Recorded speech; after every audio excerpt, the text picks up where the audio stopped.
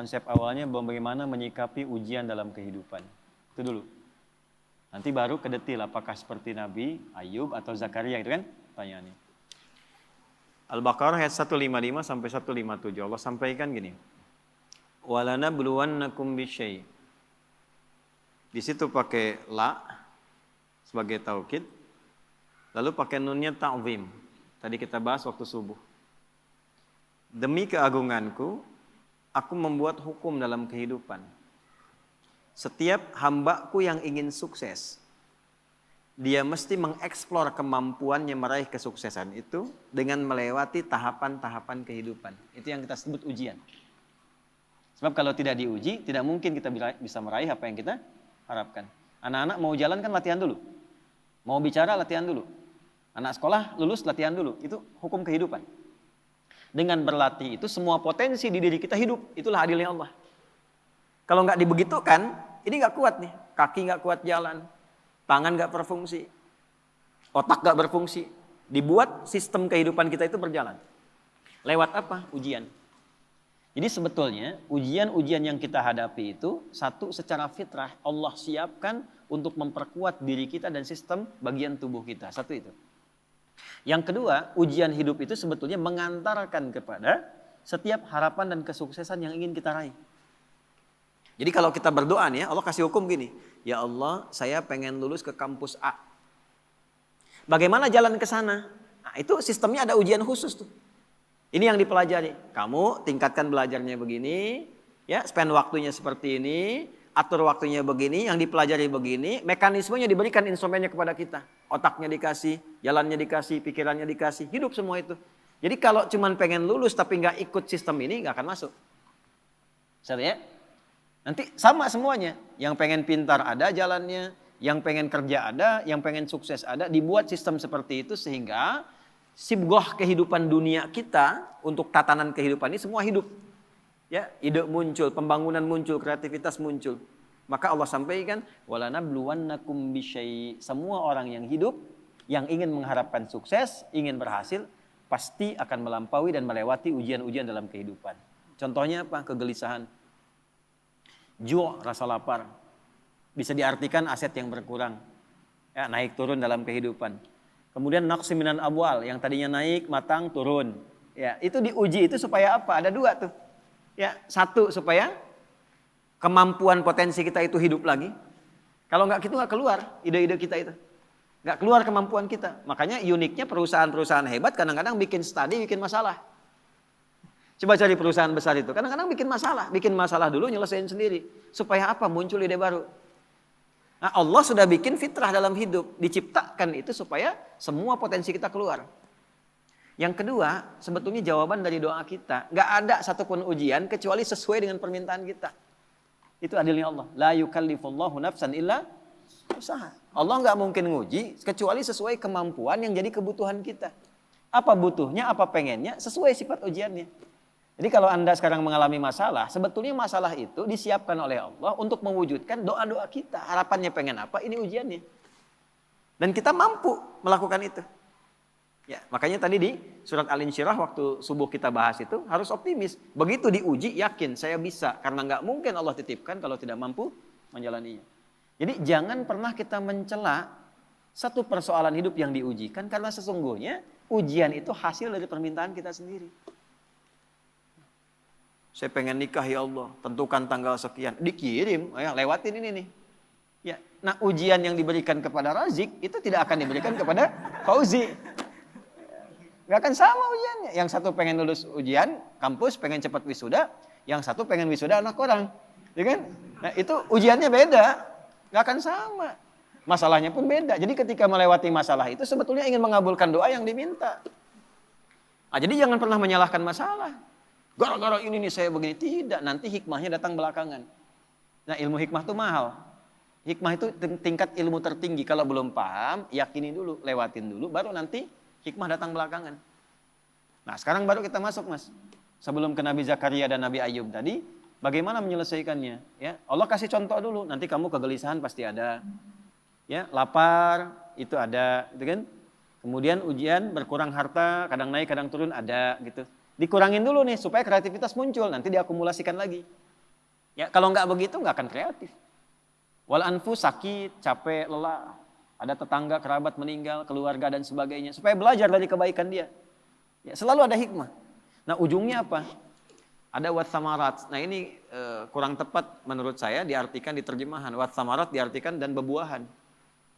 Kalau begitu sifat keadilan Allah kurang sempurna, naudzubillah. Karena yang diuji tukang buah saja. Tukang sayur enggak, tukang boneka enggak gitu kan. Nah samarat di situ pakai ilmu balaghah bacanya. Pakai kinayah. Kalau kita nanam sesuatu kan yang pengen buahnya. Tapi kan tanam dari benih, tumbuh, dirawat. Begitu besoknya mau panen, mangga, malam-malam diambil orang. Anda ikut tender, sudah memenuhi kualifikasi, begitu mau dihasilkan, diserobot orang. Ada ya? Wabasyiris sabirin. Nah, konsep umumnya Allah sampaikan, berbahagialah orang yang sabar. Itu konsep umum. Jadi kalau sedang menerima persoalan, dihadapi, terima dulu dengan sabar. Sabar itu apa? Bukan diam. Teruskan. Ya. Alladzina idza asabathum musibah. Yang kalau dia ditimpa dengan apa yang dia inginkan itu, nah itu musibah tuh. Ya, musibah. Saya pengen pesantren dikasih sama Allah, ini musibah. Jadi musibah itu nggak harus selalu buruk, tidak. Baik. Anda pun datang ke sini bagi saya musibah. Ya, sebaliknya saya ada di sini musibah bagi Anda. Jadi sesuatu yang dialami musibah itu. Kalau mengalami apapun, dia langsung punya keyakinan, inna lillahi wa inna ilaihi raji'un. Yang dititipkan Allah kok, pasti Allah ngasih solusi juga. Semua milik Allah, apa yang gak mungkin bagi Allah. Nah itu. Cuman kesalahannya orang sekarang itu dilekatkan dengan kematian saja. Semua punya Allah dan akan kembali kepada Allah. Ya kita juga punya Allah. Gitu? Pekerjaan kita punya Allah. Masalah Allah yang kasih untuk mewujudkan kita, solusinya punya Allah. Maka yang dibangun oleh Allah pertama kali kesadaran paripurna kita. Kalau sedang diuji, ingat kepada yang uji. Apa tujuannya diuji? Belajar dulu fikihnya. Supaya siap dengan itu. Nah sekarang banyak orang ingin meraih hasil tanpa melewati ujian. Gitu. Coba yang mau nikah ini. Nah, kan? Pengen nikahnya aja tapi belum belajar fikih nikah. Padahal Quran lengkap itu. Sebelum menikah pelajari tugas suami ini. Tugas istri ini, nanti akan ada masalah antara istri dengan suami, masalahnya begini, begini, begini. Nanti akan ada masalah antara menantu dengan mertua, masalahnya begini, begini, begini. Kalau kamu nanti mengalami itu, solusinya begini, begini, begini. Sekarang jarang dipelajari. Pengennya cepat nikah aja. Tanggal tentukan, ini tentukan. Pelajaran belum ada. Dulu orang tua kita, kenapa ketawa? Dulu orang tua kita itu, begitu kemudian mengkhitbah, dipacari, dikasih daun pacar yang perempuan. Lalu diajari rumah tangga 40 hari. Yang laki-laki belajar untuk memaksimalkan nafkah. Nah dalam masa menunggu itu disebut pacaran. Belajar fikihnya begini, ininya begini. Makanya dulu tuh banyak sekali pernikahan-pernikahan yang abadi dan langgeng. Kenapa? Karena fikihnya dipakai. Sama babnya kerja tapi tidak belajar tentang fikih kerja. Tantangan gimana? Menghadapi orang iseng gimana? Kalau makin naik, oh ini akan terjadi. Orang gak suka, ingin menyingkirkan, ingin menyungkurkan, menghambatnya begini. Nanti cara menyelesaikannya begini. Ibadah ritualnya begini, secara intelektual pemetaannya begini, di lapangannya akan begini. Itu ada semua. Dan hebatnya adanya di Quran. Nah, makanya orang-orang yang kembali kepada Allah, dipuji oleh Allah. Ayat 157-nya. Ulaika alaihim salawatum mir rabbihim wa rahmah. Orang-orang yang memetakkan mitigasi persoalan dan menerima optimis dia selesaikan, dipuji oleh Allah dibandingkan orang yang berkeluh kesah. Jadi sabar itu bukan diam. Sabar itu mengkontemplasikan, terima. Karena nggak diterima pun jadi masalah kita juga.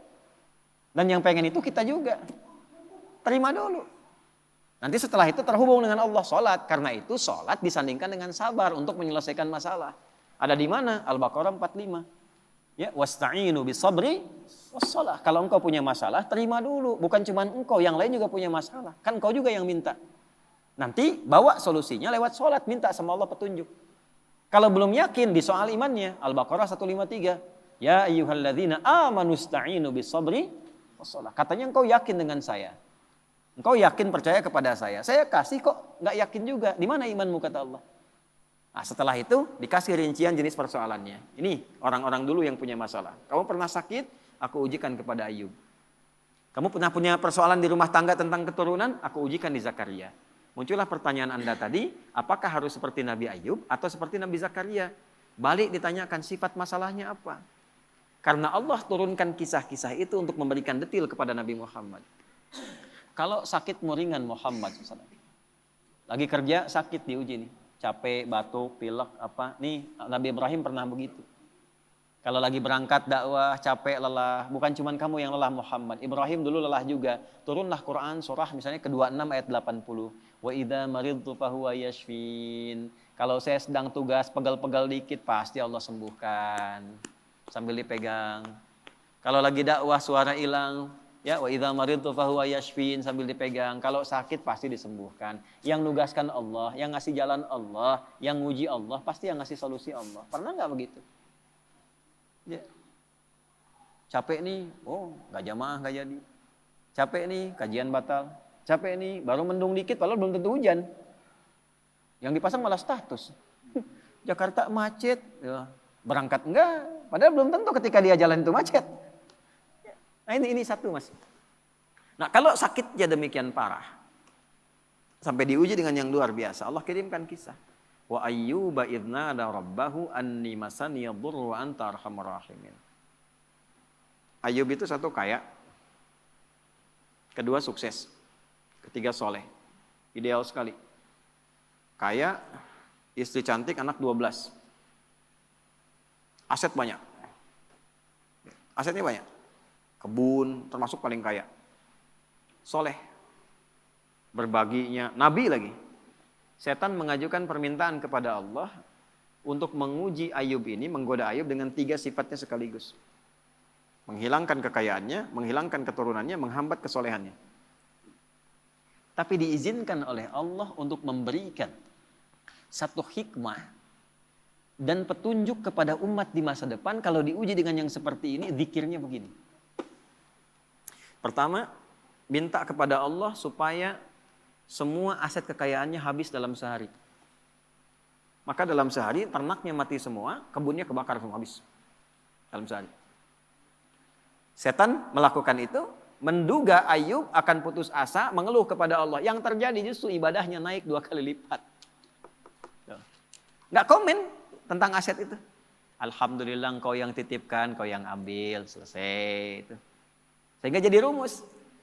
Ya, jadi rumus tuh. Nih, rumus Ayub tuh begini. Contoh nih ya. Ini sendal di depan nih. Itu titipan dari Allah bukan? Kalau titipan yang punya siapa? Allah. Nitip nih, kalau nitip diklaim sama yang dititipi, benar nggak? Tidak kan? Ya kan? Kalau yang dititipi berarti kan akan mengembalikan kan? Nah, kalau dikembalikan dalam keadaan rusak, seneng nggak yang nitipkan? Tidak. Saya nitipkan untuk dipakai pada yang baik, dipakai untuk nyuri, seneng nggak? Tidak. Begitu dititipkan dan berhasil mengolah itu, diambil sama yang menitipkan, alhamdulillah. Ya Allah, engkau titipkan kebun, aku sudah pakai sesuai dengan apa yang engkau perintahkan. Aku rawat, aku tanam, aku bagi, aku share, aku sedekah. Sekarang kau ambil lagi, alhamdulillah, sukses saya menjaga titipan. Dan Allah mengatakan kalau sukses aku ganti lebih di akhirat. Jadi milik kamu, lebih indah lagi. Jadi Nabi Ayub tuh melihat sesuatu itu titipan Allah saja. Kalau hilang, alhamdulillah cari dulu. Kalau nggak ketemu, alhamdulillah tugas selesai. Titipan selesai. Yang penting hisabnya ringan. Itu Ayub. Malah nambah soleh. Ya. Nah, bisa nggak itu kita bawa dalam kehidupan sehari-hari? Ya, makanya kata Nabi, ajaban li amril mu'min, orang beriman tuh sempurna, mengagumkan perkaranya. Kalau dapat kesuksesan dia bersyukur, jadi nggak berlebihan. Allah juga yang nitipkan kok. Kalau diuji dengan persoalan dia bersabar, yang punya Allah juga kok. Gitu. Jadi sama aja antara ada dengan tiada, sama aja. Dinikmati aja.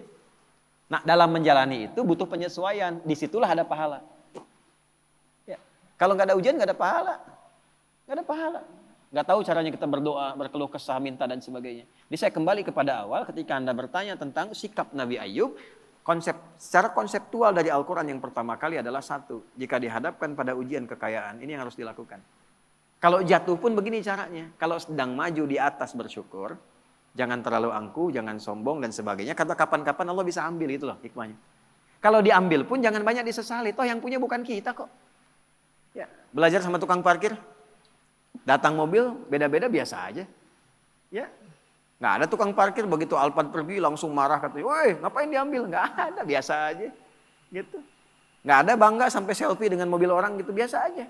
Dapat titipan, begitu waktunya diambil, pulang selesai. Itu problemnya kadang-kadang Nah, ngajinya nggak sampai ke situ. Fikih syukurnya banyak, fikih sabarnya nggak dipelajari. Itu satu. Yang kedua, begitu naik meningkat, ya Allah minta anaknya meninggal dalam sehari semua. Diuji meninggal semua sehari, Pak. 12 sih. Dikira akan down. Ternyata naik 2 kali lipat. Berarti udah 4 kali lipat dari sebelumnya. Tinggal yang terakhir, ya Allah kok masih naik nih. Bikin sakit ya Allah. Saya minta ngajukan yang terakhir sakit. Yang sakitnya tidak pernah dialami oleh orang sebelumnya, nggak akan dirasakan oleh orang setelahnya. Ya. Istrinya datang mengatakan, Pak, kenapa nggak memohon pada Allah sembuh? Ditanya balik, kita itu senang, sehat, syukur berapa lama? Dijawab kurang lebih 20 tahun. Ada riwayat mengatakan 70 tahun. Sekarang diuji dengan hilang ini, ujian sabar dan saya sakit berapa lama? Ada riwayat mengatakan 7 tahun, ada riwayat mengatakan ya, sekian belas tahun. Kata Ayub begini, nanti aja kalau ujian sabarnya sudah sama dengan ujian syukur, baru saya minta sama Allah. Malu dikasih 20 tahun senang, kaya, baik, kan? Tapi baru dikasih masih 15 tahun, 7 tahun dalam riwayat sebagian mengatakan, baru dikasih segini kita sudah mengeluh. Ntar aja kalau sabarnya udah sama dengan syukur sehingga seimbang.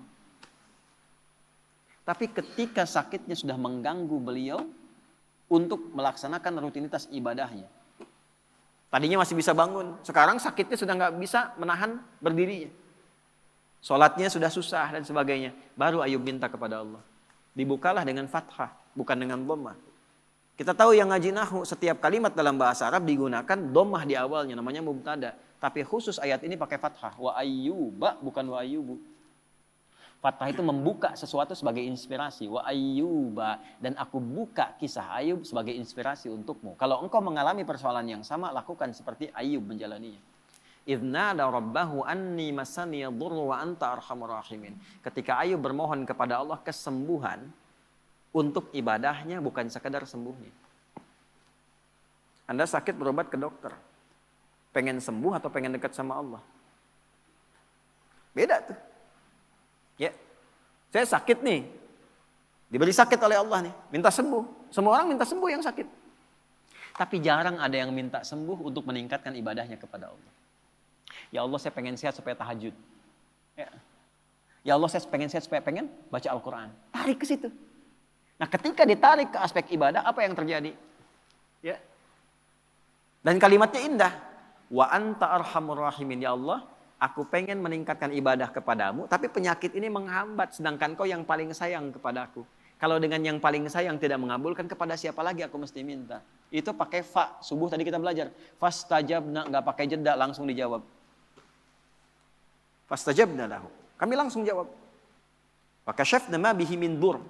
Yang hilang-hilang, yang terasa sakit, habis semua, diselesaikan. Yang paling menarik, wa atainahu wa ahlahu mithlahum ma'ahu. Kami balikan lagi keluarga yang tadinya hilang. Tadi kan 12 anak itu meninggal dalam sehari kan? Tiba-tiba begitu sembuh, berhubungan lagi dengan istrinya hamil lagi, begitu hamil kembar 12 kali hamil, jadi 24. Yang tadinya 12 meninggal, sekarang lahir baru anak 24. Tuh, Zik, 24 tuh. Setelah itu apa?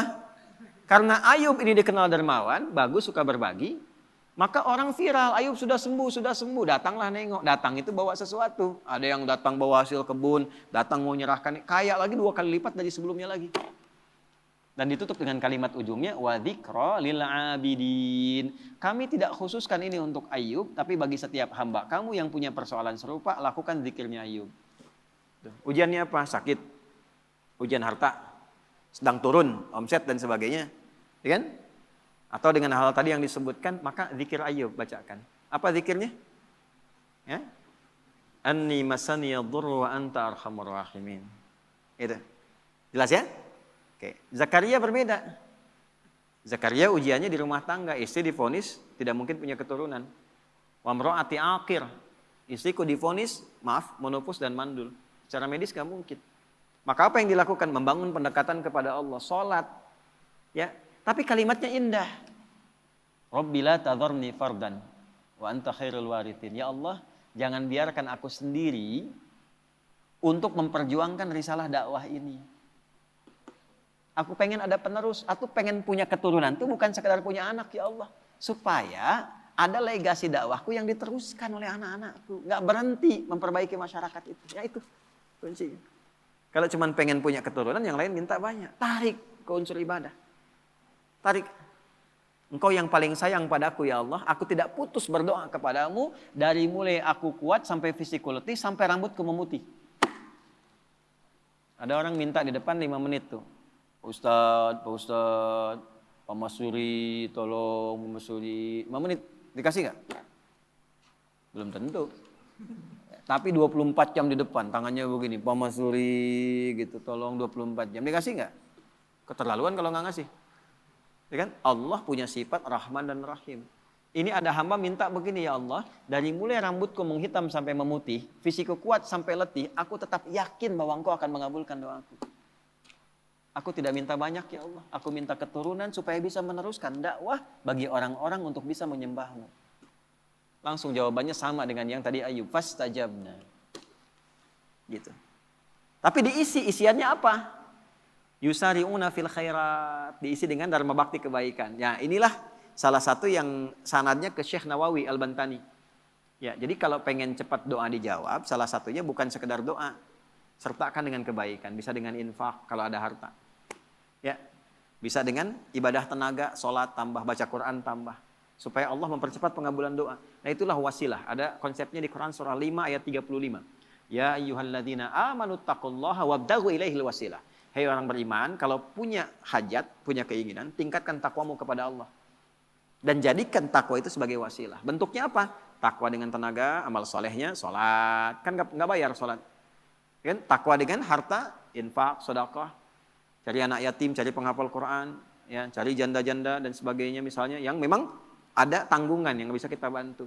Itu jadikan wasilah untuk minta. Cuma mintanya jangan tarik ke dunia, Pandre. Tarik ke akhirat. Minta sama Allah, tarik. Gitu. Saya pengen punya ini ya Allah, supaya saya bisa beramal soleh. Nah itu. Jelas ya? Nah jadi sekarang tinggal pilih mas. Nanti indahnya di Quran itu semuanya ada contoh. Nabi Ibrahim ada persoalannya. Nabi Nuh ada persoalan. Semua nabi yang ada di Quran itu semuanya ada hikmahnya. Dan akumulasinya ada pada kehidupan Nabi Muhammad SAW. Maka kesimpulan Quran cuma satu untuk Nabi Muhammad. Laqad kana lakum fi rasulillahi uswatun sana. Tinggal diurut. Jadi kalau kita sedang punya masalah apa, gampangnya gini. Nabi pernah mengalami itu di mana, kapan, petunjuknya apa. Ikuti, selesai seketika.